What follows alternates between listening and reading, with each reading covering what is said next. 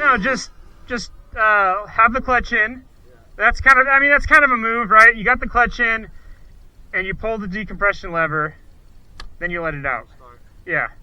I mean, that is kind of a lot to manage, but you can do it. But it won't bump start without the decompression lever. No, she's gonna need some cleanup kit. Yep. Now you're getting it. I'll see you in a minute.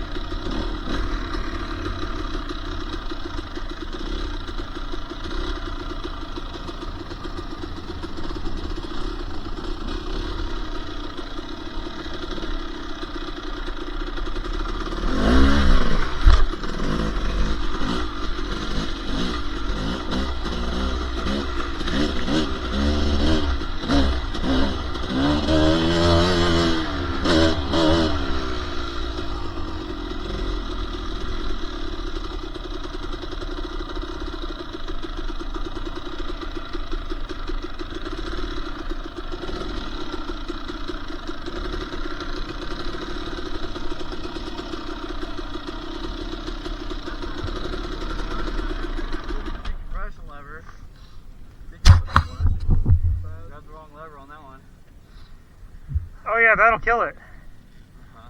Yeah, real good, real quick. Yeah, that's it. I always just keep one finger on that clutch, bro. Even if I'm not using it, I just keep that finger there. Gives you a little more arm pump, like if you're running, but it makes it a lot less movement. The less movement you have to do to get to things, the better. Like I'll even keep my finger on the front brake, and then that's a bad habit. So you panic, and then you go up, and then boom. You know what I mean? So I'll take that finger off the front brake, but I keep that finger. That's where she lives. She lives on the clutch. So, is it because it's technical? Dude, I don't know. I mean, because you got to feather the throttle. That's why I sold it the first time. I had the clutch in, and I was riding the brake. Yeah, and then I lock didn't, up the back tire and I it'll didn't kill it. feather the throttle, so it died then. This time it died because I grabbed the decompression lever instead of the clutch. Okay. These are just bugs you're working out. So my suggestion, if you're gonna get on that rear brake at all, I'm giving some love, because you lock up that back tire and the clutch being in, all that tension on the gears, kill it. Any bike will die. Even the 125, I killed it like 7 times like that, locking up the back tire and it go boom, die. Yeah. But then if I'm still rolling downhill, I'll just seat balance and drop the clutch. Right. Get it running again. You're saying I should use the decompression lever. Yeah. But this is different because you're pumping more. You're pumping as much fuel as you can to this motor, and that's why it responds pretty good. You know, but that's also why it's easier to stall, because it's really easy to flood. So my trade-off is I need the performance, so that's why I tuned it the way I did. But yeah, but one byproduct is it's really easy to stall, and it's really hard to start after you flood it. So yeah.